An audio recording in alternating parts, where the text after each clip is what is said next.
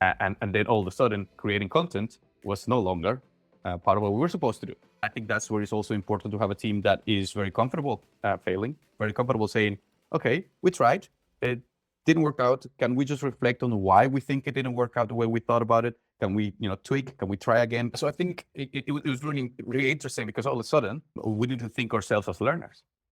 So the advice is make sure you map out what the boundaries are of what you can and cannot do, because then it allows you to go faster on the things you can do. Hello, my lovely listeners. Welcome back to the Marketing for Learning podcast. Today, you are joining me with a wonderful interview with the head of people at DataSnipper, Alvaro Caballero. We had a really incredible conversation. I've actually worked with Al and collaborated with him in terms of developing a learning campaign back when he worked at ING Bank. And Al shared some incredible learnings that his team there had. They introduced marketing into the fray about 4 years ago and completely flipped the learning function on its head. Believe it or not, they stopped producing content and they started focusing on curation and communication. They've been using marketing for learning for about 4 years. The progressive attitude that they have, they didn't start and do everything at once. They really did walk before they ran, and as a consequence of that, they're really starting to see some very credible results now with regards to evolving the learning culture, establishing the learning brand within the Tech Academy, and more than anything, increasing the engagement and therefore overall performance of their learners. Al is such a fascinating character, lots of personality coming through in this session, and as per usual, really challenged my thinking and got me considering things I had never thought about before. It's a wonderful listen, and I really thank you for taking the time to hear it. Again, Al, thanks for joining me. Welcome to the Marketing for Learning podcast. I'm today joined by Alvaro Caballero. He is the head of people at DataSnipper. And today we're going to talk about Al's experiences with marketing for learning. I've actually collaborated with Al in the past in one of his previous roles in terms of building out communications and marketing campaigns. So I think we've got a lot to dig into. Al, thanks so much for taking the time to join me today. You're very welcome. Lovely to be here, Ash. Yeah, I think it's nice to actually speak to somebody where we have collaborated and we've done some work together. I think obviously there's going to be a little bit more rapport there. First and foremost, before we go any further, obviously you've been working in L&D for quite a while, or in the world of people. Do you want to give me a bit of background into your experience and what you've done, what's taken you on your journey to get you to head of people at DataSnipper? Yeah, absolutely. So I'm originally from Mexico, born and raised in Yucatan in Merida. I've been in Europe for the past 15 years or so. And the reason I ended up in the Netherlands, my home for the last 12 years, was ING. In terms of studies, I'm an engineer. I graduated as a mechatronics engineer. And then I did some studies for a master in terms of management. And I would say my path towards HR and towards learning and development particularly has two sources. The first one is I really, really come from a family of learning. Everyone in my mom's side of the family has something to do with education, either teachers or psychologists. And my mom herself, she owns a school, an elementary school, together with my sister. So that really comes from there. And the other is when I joined ING, I started doing things related to knowledge management, enterprise social collaboration, which had this embedded learning component there, right? And eventually I landed a role in the Tech Academy, which is specialized on the learning and development needs of engineers at ING globally. Gotcha. So that has been a little bit the arc of my career, and now expanding in HR with DataSnipper as a head of people. Awesome. And I love that you kind of fell into L&D, despite your origins in lifelong learning. And I love that you've probably been brought up in a family who's very passionate about promoting self-development, failure. I expect those are elements of your life, but very few people I meet actually are like, I want to go work in L&D, like we don't get taught that in school or college, do we? I certainly didn't know anything about it when I wanted to be a marketer. I think there's probably been a lot of learnings for you, obviously, in terms of getting into learning and development from a career in engineering. What would you say so far? Obviously, how long have you been in L&D for now then? Strictly speaking, it will be probably 5 years. Okay. I had other roles, smaller roles, but as I mentioned, I was doing stuff. For instance, I was a consultant for collaboration, but it had this very strong learning and development component. I was in Mm. charge of developing some training, some courses, and so it is not called L&D, but I was an L&D practitioner. So that will be even longer. I was a tutor when I was in high school, so I've been around that. You were destined for this place. It was unavoidable. It was calling out to you. Do you think even in that 5 years of being like just enmeshed in L&D as your career, if you want to look at it that way, have you seen a huge amount of progressive change or evolution in that time, or do you think we've kind of stayed in the same place? Oh no, I think there's been a lot of like an accelerated evolution. I really think the industry and the practice of L&D is catching up fast. In a way, I think it's a good thing. Not in a way, it is a good thing. But I think we're coming from a laggard, so there's a lot to catch up. So I think the acceleration has been because we're coming from a lot behind compared to other domains. And I still think there's a lot more we can do, but definitely the industry is accelerating and fast. Yeah. Yeah. What elements are you seeing coming into our industry that weren't there 5 years ago? Well, I would say, very ad hoc to what we're discussing today, the marketing skills for sure. But I will pair that up with, at least my experience firsthand has been a lot of the work that has been done on the field of customer experience. Like in general, there's been a lot of looking at this is what we do or the best practices of the customer experience field. How do you bring them into a learning and development practice? A lot of the design thinking methodologies are also being kind of like shaped into how do you design learning experiences. So those are these elements that I've seen more and more becoming, I wouldn't call mainstream yet, but at the forefront of this is where the industry is going. Yeah, it's where we need to get to. And, when I hear you talk about things like design thinking, UI, UX, bigger emphasis on marketing and communications, to me, it suddenly feels like we're thinking about our employees, our audiences, our customers as human beings, as people, and really taking the directive away from, the business wants the person to do this, so they should do it and they should want to do it, to actually, what do we need to build and engineer in order to facilitate and enable those experiences so that we can get the success that the business wants? That to me is like a really pivotal shift in mindset, and the way that we're approaching actually developing learning experiences and humanizing the whole L&D function. To me, the skills that I'm seeing, that things that are on the LPI capability map thing, a lot of those are actually about either humanizing the learning experience or understanding our function better, so like data analytics and things like that. Let's go back to, obviously you're here to talk about marketing for learning. Yay. Let's talk a little bit about marketing and communications. Is that something that you have been doing at ING throughout your tenure in that function, or is that something you introduced whilst you were running that team? No, actually, it predates me, but just by a little, right? Like I was very lucky that when I joined the team as what at ING called a customer journey expert, it was a newly formed team, right? Like, so this was probably 4 years ago or something. When I joined the Tech Academy, what happened there? It was the crystallization of what we're discussing here, right? At that time, they moved the Tech Academy from a center to develop content, and they said that that's no longer the purpose, but also that's no longer the kind of roles that we want, right? Like, and then we reshaped the whole team into these 3 key roles: a employee journey expert, a data analyst, and event/communication managers. Right? Like, and all of a sudden, those were the 3 roles that make up the team. Wow. And then so we formalize what are the skills and what are the things that we need to do for the Tech Academy. And then all of a sudden, creating content was no longer part of what we were supposed to do. So it was pretty radical. It was a bold experiment. So I can say I saw firsthand how can be done. Because sometimes I've heard with colleagues saying like, yeah, but that would be too radical, that would be too difficult. It is. But I think it calls for that sort of a boldness of trying something new. And so we saw how marketing, all of a sudden, it was like, hang on a second, we don't have those skills. We're supposed to. It's been formalized. It's part of my job description, but I've never done it. And then so there was a lot of learning by doing, which was really, really interesting to be part of as a journey. And that was 4 years ago. And after only a year and a half ago, then I had opportunity. My previous manager left, and then I picked up the role as the head of Tech Academy. And then I had the chance to say, okay, now how can I make sure that everyone within the team accelerates that learning journey? I would say the 2 core skills became community management and marketing/communications. They were like, okay, we need to really build our knowledge or capability pronto. It was really important. Yeah, I think that dynamic of team is fascinating actually, because those three groups of people, events manager, was it community manager and data analyst? Yeah, so we call it employee journey experts, That's it.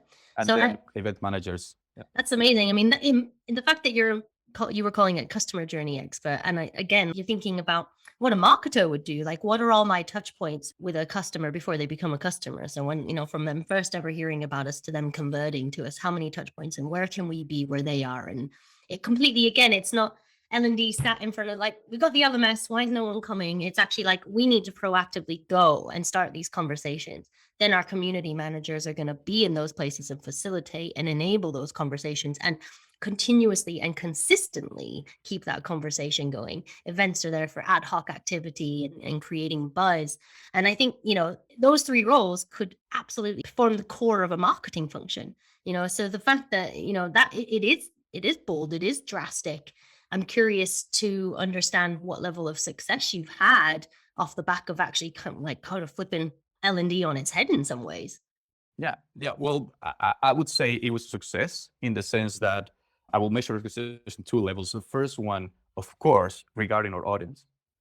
And there has been a strong awareness or refresher of what the Tech Academy as a brand was. All of a sudden, it's like, okay, I hear you doing something different. I like it. We tracked a lot of the satisfaction of all the communications that we built and all the solutions that we get. So the feedback from our audience has been positive.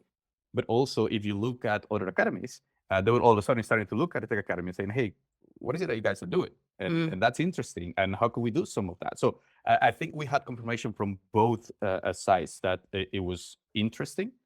And, when you talk about what we did in conferences with peers in the industry, they either are at the same level as you, but they say, yes, this is where we're going, or they're trying and experimenting. And they were kind of like listening to you or asking questions. So in general, I would say that was the way to go. And it was definitely not easy. It took a while. That's also, I think, expecting to be high performing on that new way of thinking about learning internally. That was unrealistic. It took us, I would say, probably a couple of years, and they are still in that journey. I left the organization only a couple of weeks ago. Yeah. Onwards and upwards to new adventures. Hey. Yeah, absolutely. I think it's, for me, it's fascinating to understand, what you guys are actually doing in terms of marketing versus learning, because usually like the typical L&D dynamic or the team dynamic that I would see is kind of an L&D leader, manager, whatever their formal job title is, then maybe some sort of content creation cohort, whether that's an ID or a couple, maybe these days a learning experience designer or someone to support that, and that those are usually the typical roles that I would see. Were you not creating content at all? Were you kind of like, we've got our stuff and we're quite happy with what we've got right now, let's focus really on actually getting engagement with it? Yeah, so I would say the transition was radical, and it was extreme to the other side, from only creating content to non-creation of content. And so things that we've learned is that we might need some content creation, right? So it was, but I think at that time, the context of the transformation called for saying no to content creation. Yeah. Because then it forces us to evolve in the other areas that we needed to fulfill this desire on our transformation, right? So I would say I never call for don't do content, but I say it has to be like a tiny part of it. So all of a sudden, the policy was very simple. Was saying, like if there is content needed to be done, it's like you hand this over to an external agency. They're pretty good at it. Or you support your subject matter experts, so they are the ones creator, and then you offer them the tools and the support so they can create it, right? And the third layer is make sure that you buy the best that is in the market. Right? So that's how we solve the content problem. It was fairly easy by having that very strict, we don't create content. It was fairly easy to then start focusing on the areas we wanted. Right? Like, so at the end of the day, marketing is about attracting attention of what you created or what you have. Right? So then when we solve that problem of the content being there, then we spend a lot more time on how do we attract the right attention? How do we bring that to the right audience? And that's, as we know, that's kind of like the core idea of marketing. You are battling for attention, and then you're really trying for them to look at, hey, this is interesting, this is relevant for me. And so we started experimenting with those ideas. I love that because our industry is obsessed with content and tech in general, in terms of like, it's not working. People aren't, it must be the content, it must be the tech. And actually, like, I think it's incredible that you have had the gumption to stop and say, mm-mm, we're not doing that anymore. We're really happy with what we've got here. And in terms of the skills that we've mapped out that we want our engineers to have or be able to acquire through the Tech Academy, we're confident that we've got the content for that. We don't need to go and create anymore. And I think because of that, like you said, there's not this layer of distraction in terms of constantly having to grapple and create more e-learning. That's because realistically, that's probably what most of it is. Or that's what most of L&D use. But you can then strip that entire layer out, and suddenly your team's able to have a really renewed focus on something else, because it is hard, right? Like you said, point blank, your team, weren't necessarily doing that in the initial, and they don't have those skills. They've got to, if they're able to actually cultivate marketing skills, they need the time to do that, just like your learners need time to learn new skills. But if they're always busy focusing on the content, then, or, the L&D part, they don't have the time to actually develop those skills. I'm curious, in terms of how, you helped your team, and well, you were part of that team, and then obviously you started leading it about a year and a half ago. What ways, or how were you guys, I'm doing marketing for learning stuff myself. I know there's not a lot of resource out there that's very specific to this layer of marketing in a learning function. How are you guys going about upskilling yourselves? Yeah, so I think it was really, really interesting because all of a sudden we need to think ourselves as learners. Yeah. Right? So at the end of the day, you can like take a book of what is learning, what is the right learning journey, right? Like, and it has multiple components. Right? Like the first one is, okay, what is the kind of material that we can learn from? So we took some courses, we started sharing some articles around it. So there was a lot of, let's seed some of the basic content about it. The other was, let's start asking ourselves a few questions. Right? Like, so when you do the planning, when you do the things that you want to do in terms of projects and everything, ask a few questions. Do we actually know our audience? Are we able to segment our audience?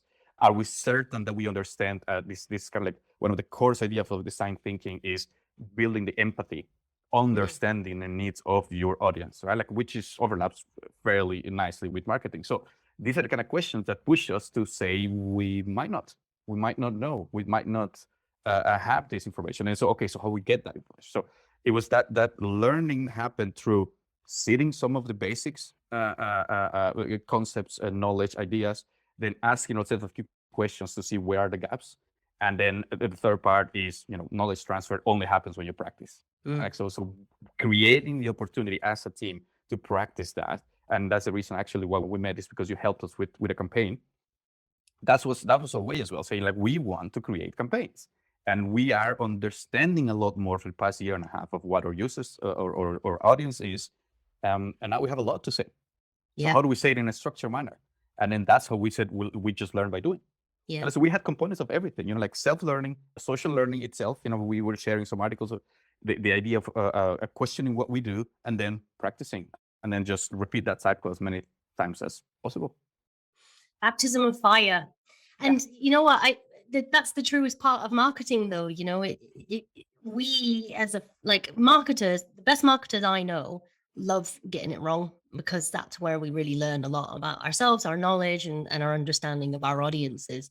So, my key takeaway from everything you just said there is, you don't have to be a marketer to do marketing for learning. And it's something I really want to articulate. You don't need to be me. You don't need to work in marketing for 10 years to understand this stuff, to start thinking more objectively about, the touch points with an audience, the channels that you do have available, audience segmentation. Like, I know you guys have quite established personas at ING, for example, and those are helping you to better target different audience cohorts, for example. So, I think that it's great to see that you guys are being proactive and taking the initiative to say, well, look, the reality is, if we just keep on doing the same stuff, we're going to get the same results, right? So if we want to get a different outcome, i.e. increase engagement with our learners, we need to do something radically different to not only disrupt the status quo in the team, but also really get the attention of our learners. Yeah, that was really a big part of how we started. And so, and as I mentioned, it was a long process. And sometimes it was not easy. Sometimes it can be frustrating. I think for anything going through a learning curve, you have moments in which you don't quite understand either why are we doing this or why we don't get the results of is it enough what we're doing, and I think that's where it's also important to have a team that is very comfortable failing, very comfortable saying, okay, we tried, it didn't work out. Can we just reflect on why we think it didn't work out the way we thought about it? Can we, tweak? Can we try again? Can we wait a little bit, let it simmer, and then we pick ourselves up and try it again? That level of reflection is also super important in any learning journey for building capability. You cannot expect to get it right at the first or the second time. No.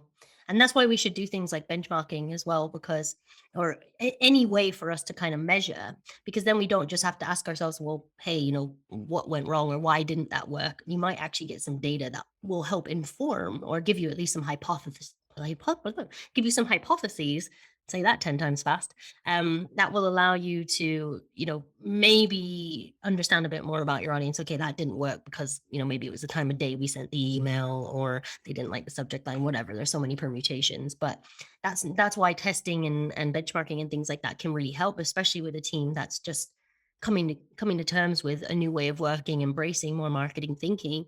The more data and insights that you can get to help inform your decisions, the better. Yeah. So I'd be curious to understand a little bit more about, what you were doing from a marketing capability perspective. Obviously, lots of internal upskilling, which is lovely to see. We're talking a lot about that in the industry, how much L&D needs to reskill. I love that you guys are doing that off your own back. But what once you kind of got your heads around marketing, what were the key things that you started doing from a communications perspective? Yeah. So one of the first things we try and play around with was segmentation of our audience. Mm-hmm. Right. So, and this was kind of like fairly new for us because it was one newsletter for thousands of people, same content. Again, all these questions started saying, okay, maybe some people might need different content. Yeah. Who? And then so we started asking ourselves questions, how do we segment our audience? And those were ideas that we were playing with marketing without calling it marketing. Right? And then all of a sudden someone finds an article, said, hey, here's an idea. How do you segment your audience? Oh, that's interesting. Could we do that with the data we have? No.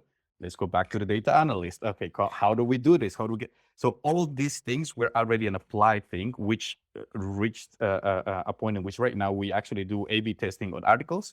Yep. And A/B testing on versions of the newsletter. So that's the level of play that we are at right now, or the team is at right now. When I left, it's like we can target based on role, target based on consumption. So we know who are the high learners on our LMS. And then you can say, okay, these ones you need to promote something slightly different than those who haven't joined the LMS, right? So we can like start cross-referencing the data, and also based on their maturity level, according to the growth of the career path. So and then we test sometimes. Say like for this version, we put an article slightly different headers. Let's see which one actually performs better, right?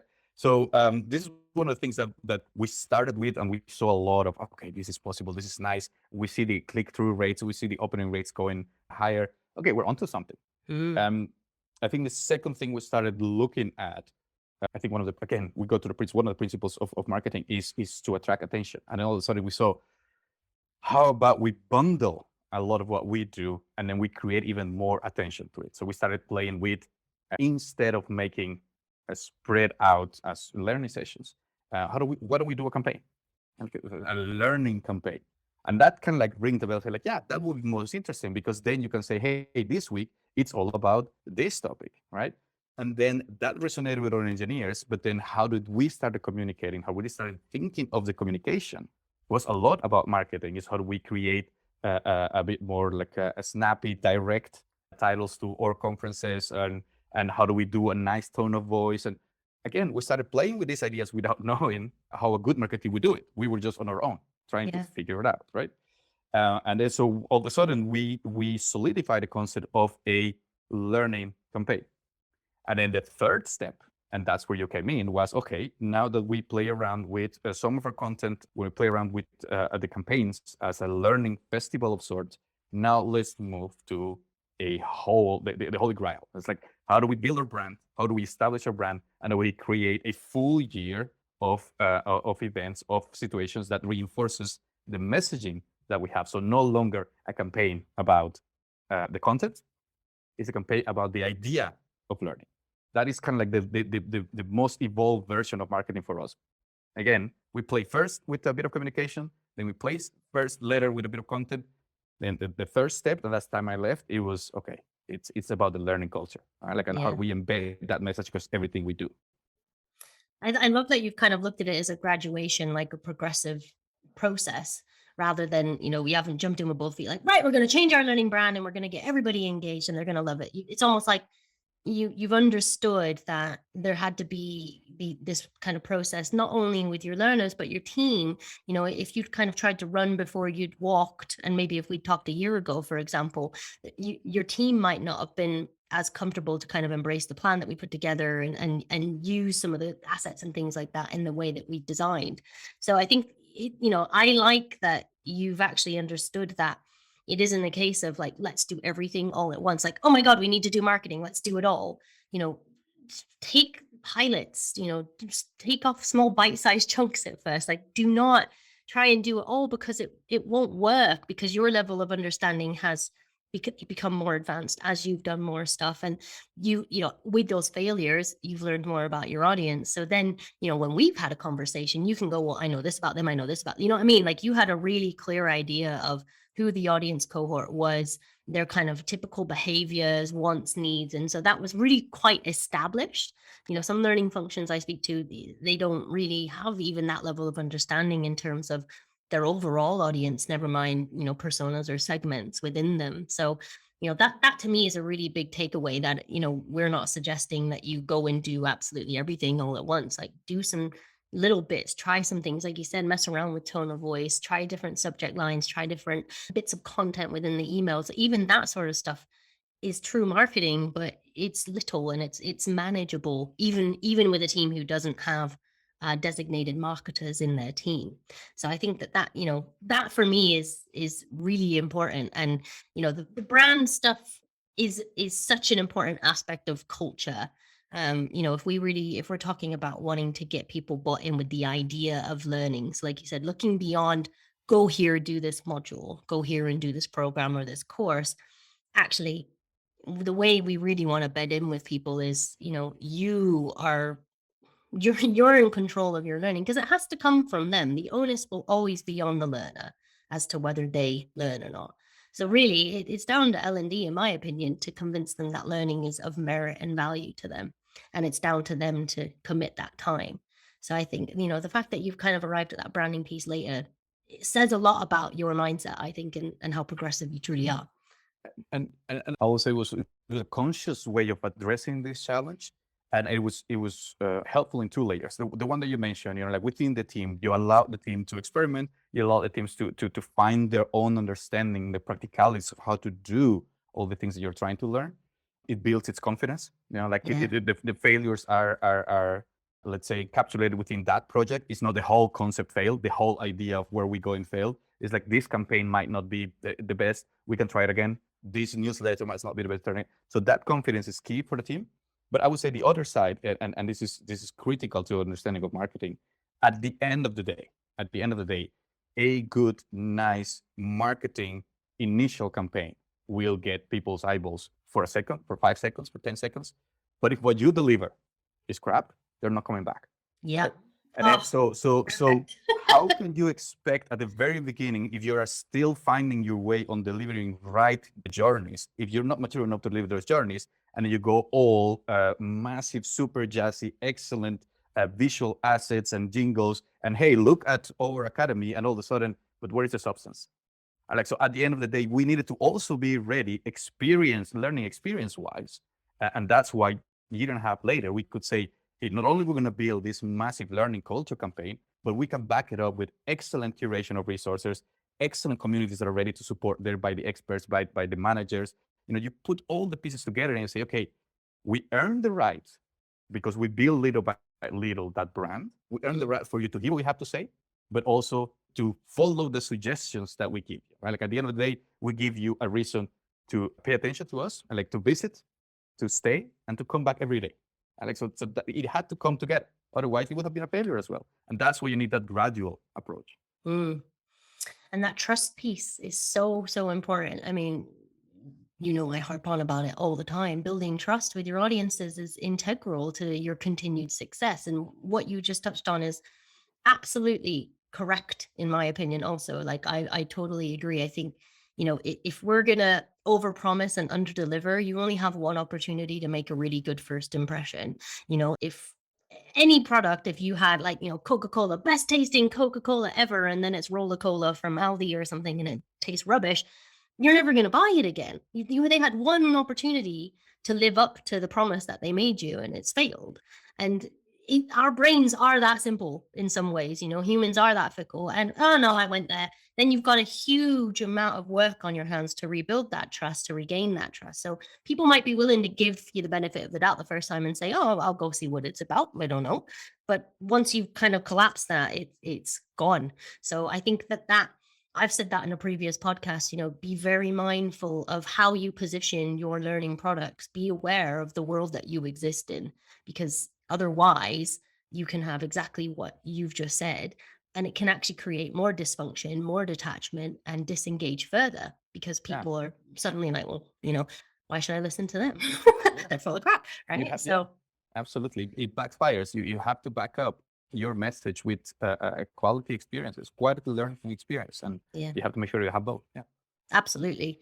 So you mentioned a bit about failures. I love failing in marketing. It's my favorite thing, really. Can you think of any remarkable failures that you guys had as a team, or anything that really sticks out as a good learning experience by failure through marketing?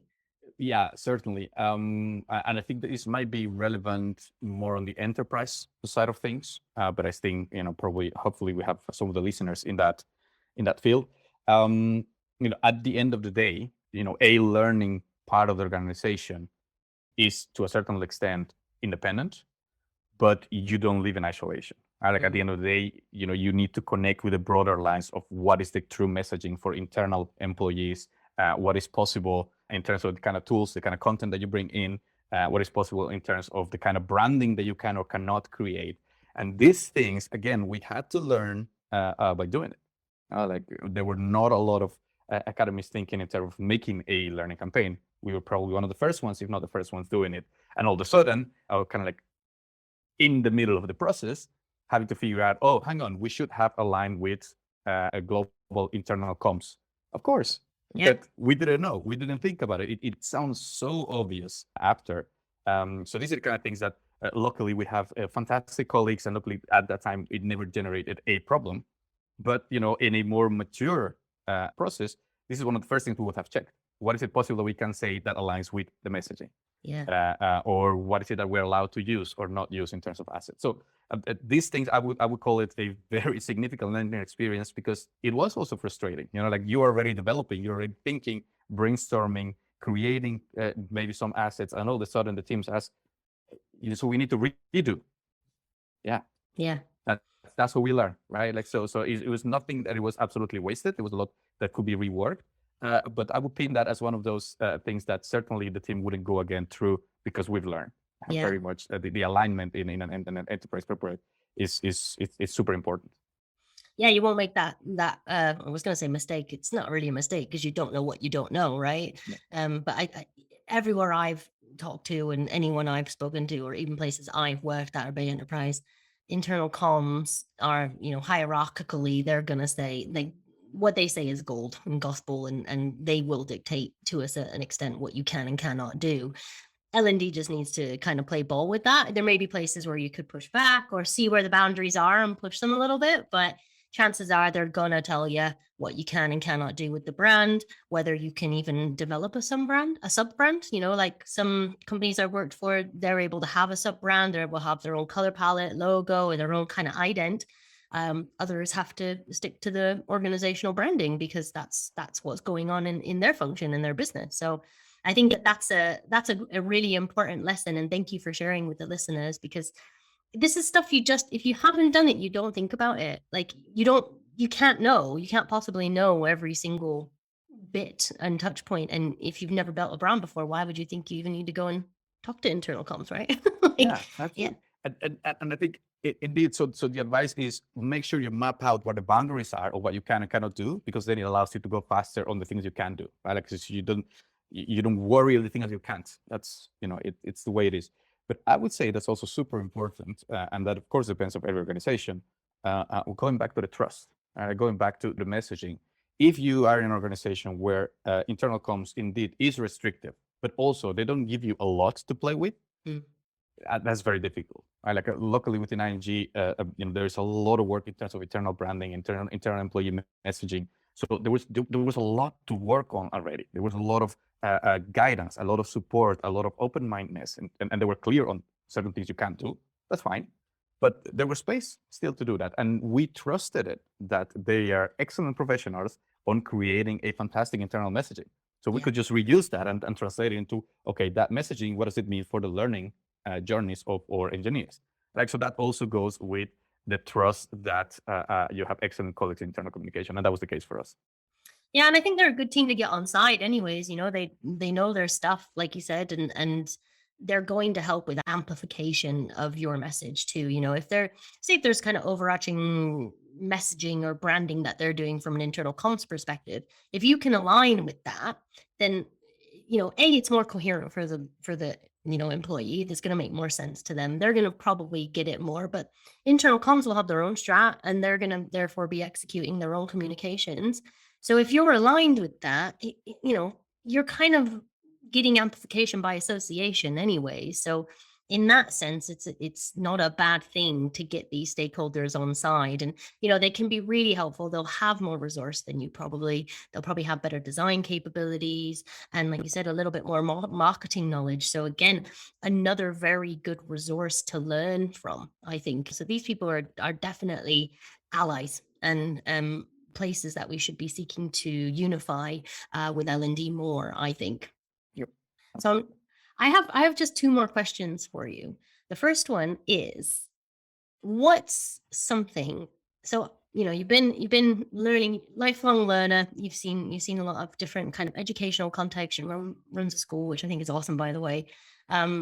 What in your time in learning and development, there must be things going on that you think, why are we doing that? Why is that still happening? I can think of a few off the top of my head that I think, like, why, for example, why are we still going on? Like, is it responsive? Is it mobile learning? Like, surely that should just be tacit by now. It's not, but that grinds my gears. Is there anything that you think, either ways that we talk about our learners, things that we're doing to solve our problems? Is there anything you think we should just stop doing? It's not any benefit to us.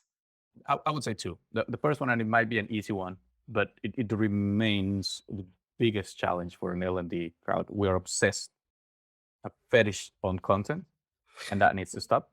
Now, I'm pretty sure that a lot of people are saying that, but it needs to be repeated because we're still doing it, right?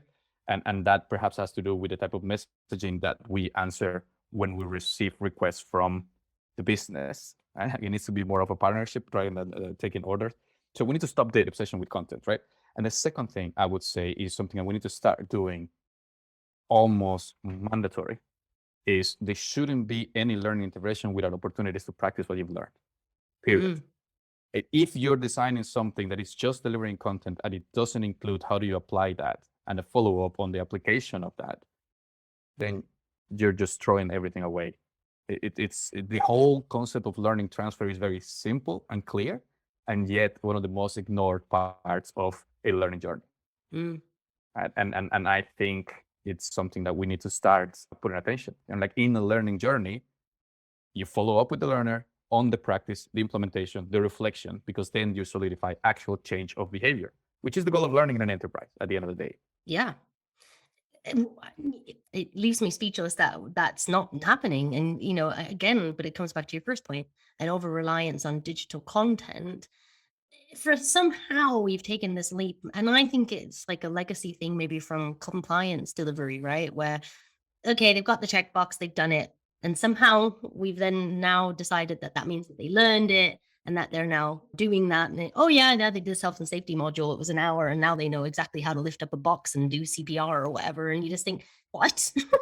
Yeah. No, so I'm absolutely with you. That requires a much deeper level of understanding of your learners, the journeys that they go on, and really, like, some of the stuff that you're doing from a marketing perspective also applies to the learning function, understanding that different audience cohorts need different things at different times. And I'm not talking about learning styles. I'm talking about understanding how you can give people the opportunities to learn when it's appropriate for them.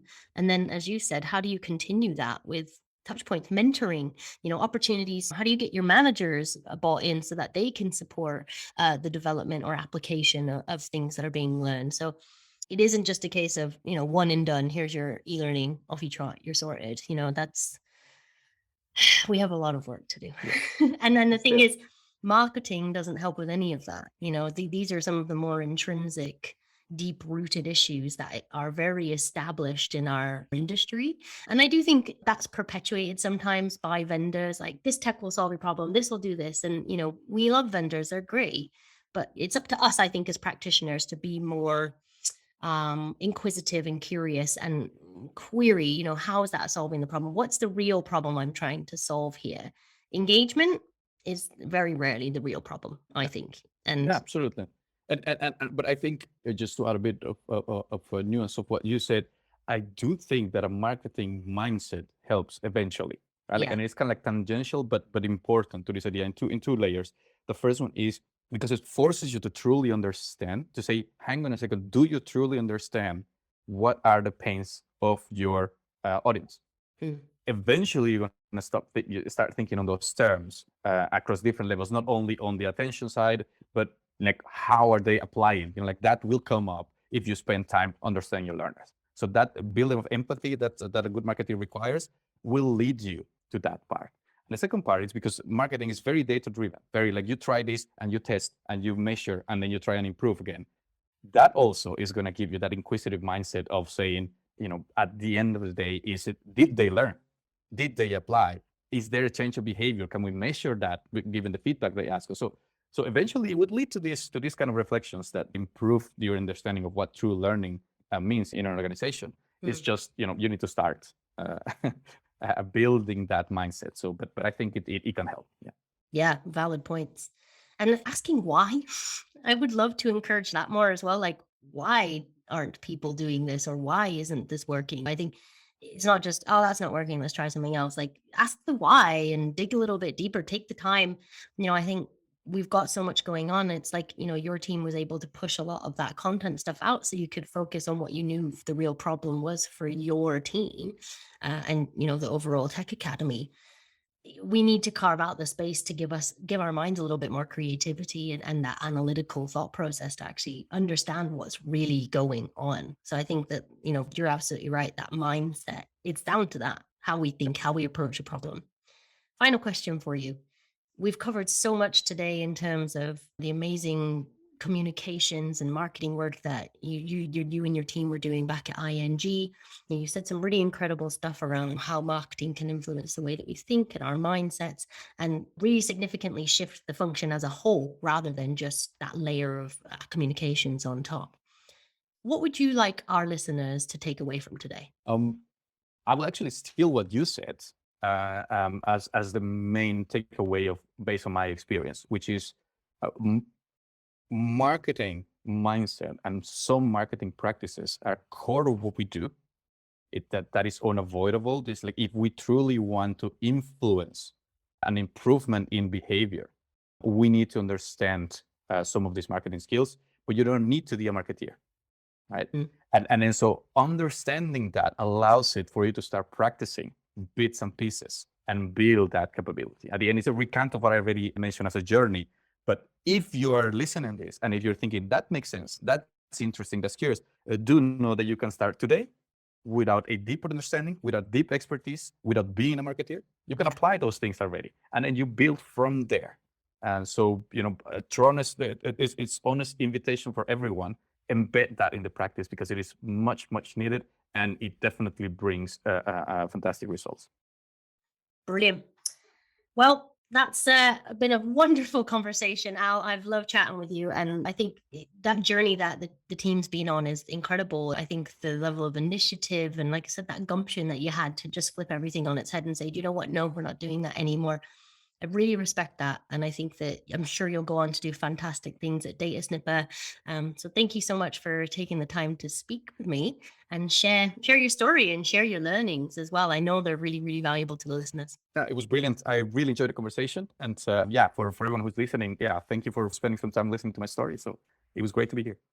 Great. And if anybody wants to find you, can they go and find you out on LinkedIn? I'll put a link in the show notes and things like that. But you're happy to connect with people and have a chat if they want to find out more. Absolutely. I love to connect with peers. So, like, please reach out. I'll be happy to connect. Fabulous. That's the Marketing for Learning podcast. Al knows marketing for learning is going to be a thing.